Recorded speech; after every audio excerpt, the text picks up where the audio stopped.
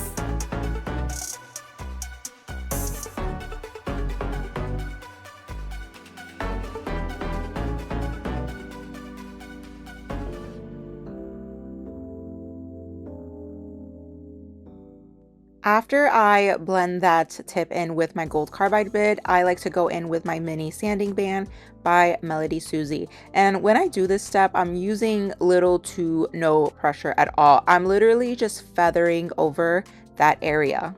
I just like to do this as an extra little precaution to give me that little oomph of an extra blend and make it look a lot more seamless. But I honestly could totally just skip this step and go straight to the acetone on the brush because the carbide bit does such a great job at removing all of that extra like product from the tip.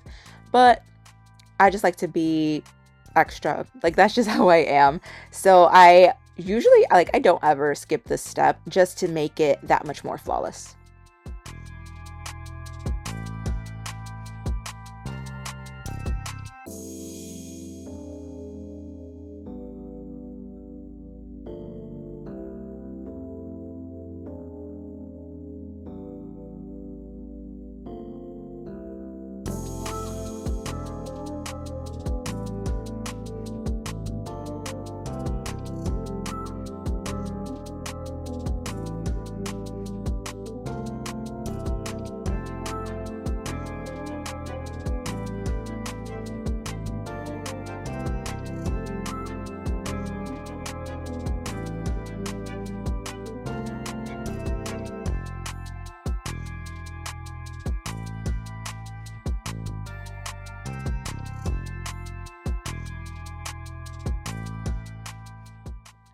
Now we can get into the nail art. So the yellow that I'm using right now is by D&D. It's called Summer Sun. I believe the shade number is 506, but I will double check that and leave a link to it down below if you are interested. And I did have to use 3 coats of this gel polish because it was so runny and sheer that I honestly could have used a 4th, but I stopped at 3 because I was going to cover most of the nail anyways. Now, this blue shade is called, I believe, Blue Steel by Gel in a Bottle, and it is so beautiful. Like, I forgot how gorgeous this color was until I pulled it out to use it. So, highly, highly recommend this blue. Now, the third color that I'm using for this design is this gorgeous brown by MODELONES. I don't remember the shade number. I believe, don't quote me on it, just check the link down below. But I believe it is A155, and this does come in a set. It comes in like a set of 36 because I bought the mini bottles. So you cannot buy that one by itself, which is a bummer. But that is the 3 polishes that I will be using.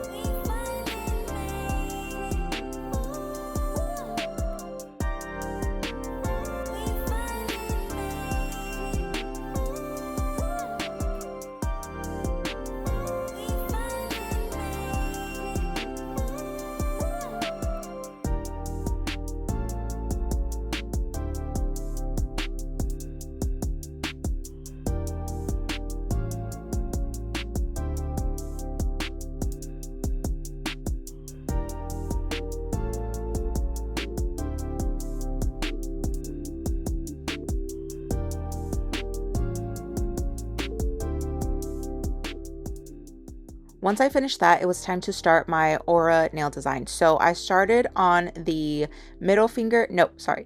I started on the ring finger, and then I do go back and forth between my ring finger and my thumb. And I pretty much do the same method for both. Now, because the base color is brown and I want to put yellow on top, I definitely had to go in with this white beforehand. Otherwise, the yellow shade was just going to look completely off, and honestly, it was gonna look horrible. So if you're ever going to put a light shade on top of a dark shade or vice versa, you have to have a white in between that. That way the shades pop through correctly. What I'm doing here, instead of using an airbrush, I'm using this ombre gel, and it comes in a kit that you get off Amazon. And the kit that I got also came with these little mini sponges, and they're honestly really, really cool. Once you get used to using it, it gets so much easier. What you want to do when you're doing this, a little tip that I learned, is you want to evenly cover the sponge first on your color palette. So you see me like grabbing more and then moving off to a clean space and just dabbing the sponge into that like extra clean space, because that way when the color soaks into the sponge, it's going to blend nicer on your nail. If that makes sense. I hope that makes sense. And I had to do this a couple times. I did this at least 3 or 4 times. Honestly, maybe even 5. And I know you guys are thinking like, wow, 5 times. That's a long time, and you're thinking it's going to take forever. No, I promise it doesn't, because you can just flash cure in between each coat. So I went ahead and picked up some more polish, and then I go and flash cure it for 15 seconds and back and forth. Honestly, by the time you're done, it takes you all of like 2 minutes to do it this way. So it really doesn't take you that long. So don't worry about that.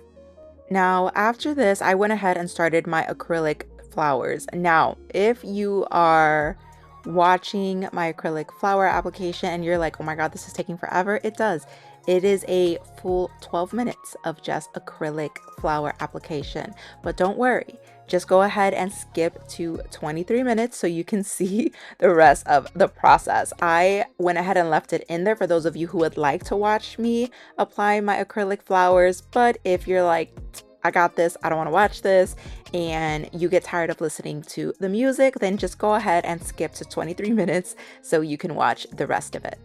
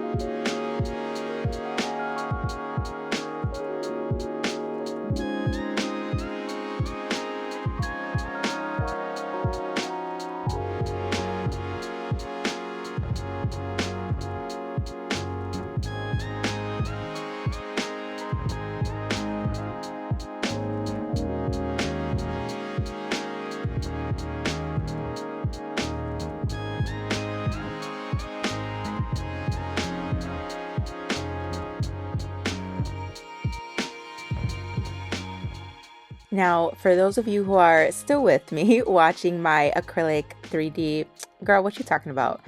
Watching my acrylic flower application, here are a couple of tips and tricks that I wish I would have learned sooner and that have been really helpful to me. Mind you, I am still learning. I am not a pro by no means, because what you guys don't see is me removing some of these beads. Okay, now one thing that has helped me along the way though is you want to make sure that you are draining all of that excess monomer from your brush. So when you pick up the bead, flip the brush over with the bead still on it and like push that side of the brush into a napkin to drain all of that extra monomer. If you don't, your bead, when you place it down, will just run all over the place. And we don't want that. We want that bead to stay in place as much as possible. If you find that your bead is still a little too runny, then what you really want to do is wait. After you drain it, wait at least another good 4 or 5 seconds and then put the bead down. Now, it's okay if you put the bead down and it's still a little too watery to work with. Just let it sit for a second or two. While you're letting it sit, you can absolutely pick up another bead and drain it, place it down. By the time you place that second bead down, you can work back on your first bead and it'll be like the perfect consistency for you to start molding and shaping it. The other thing that I wish I would have learned sooner is the size of your brush really does matter. You do not want to be using a number 4. Now, by all means, you can. I'm using a number 4 Kolinsky brush right here, but it holds so much monomer that's why it took me such a long time for me to put the bead down and be able to mold it. Had I used a number 2 size brush, I would have been able to pick up my bead, drain it, place it, and call it a day, right? I would have been fine because the brush doesn't hold as much monomer. But you got to remember that the bigger the brush, the more monomer it's going to hold. Therefore, the bigger the bead you are able to pick up.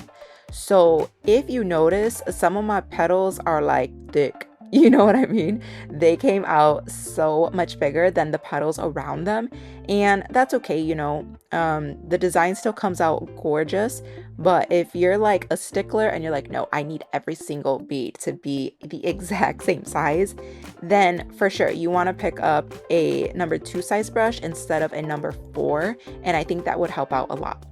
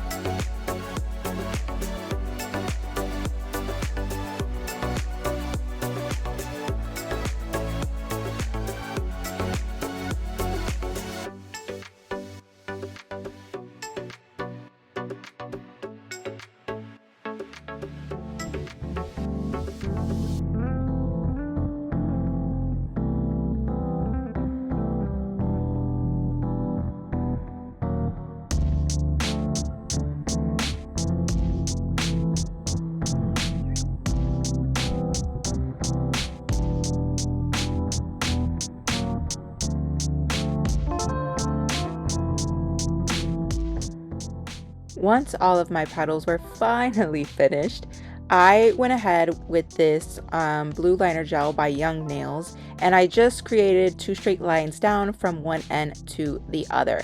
I did want these to be a little bit like, I don't want to say 3D because they're not 3D, but just a little bit more elevated off the nail than normal. I didn't want it to be like super flat. So I do my line, cure it, and then go over the line again just to like raise it a little bit more, if that makes sense. I also forgot to mention that this blue liner gel is also the same blue that I used for that aura design with the sponge when I was like dabbing the sponge around. It looks like the blue gel polish by Gel in a Bottle, but it's not. It's blue liner gel because you cannot use that sponge method with gel polish. You have to use liner gel. Also, the yellow that I used is also liner gel by Young Nails. The blue shade is called Orbit and the yellow shade is called Solar.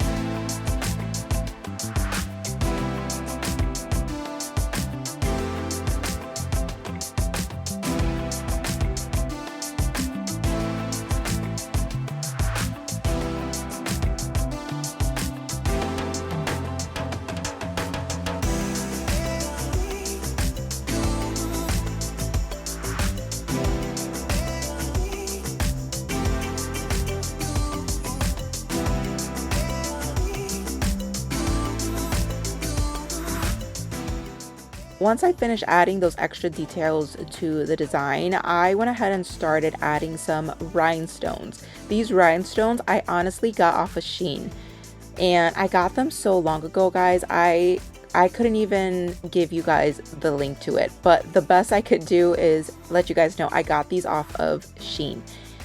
This light, however, I did get off of Amazon, and in comparison to using the round ones, you know, the mini round ones that are like pretty cheap and you have to put a battery in them and they always die, this one is so nice. This one is by Macart. I absolutely love it. I love how it looks. It just looks so sleek and clean. And it comes in, I believe, this rose gold, black, white, or even like actual golds.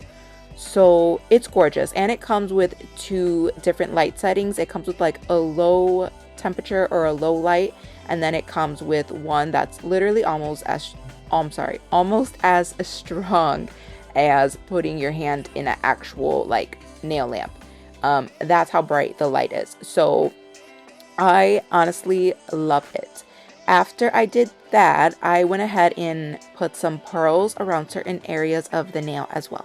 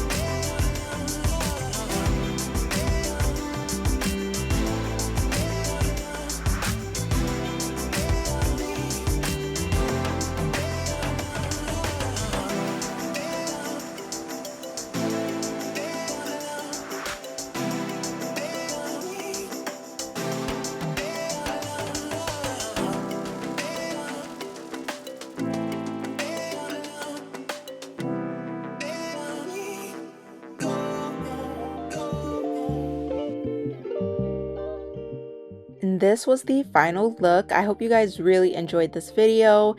It's something simple, not too much going on, just really the 3D flowers are like the star of the show, you know what I mean? So I hope you guys enjoyed this video, and I'll see you in the next one.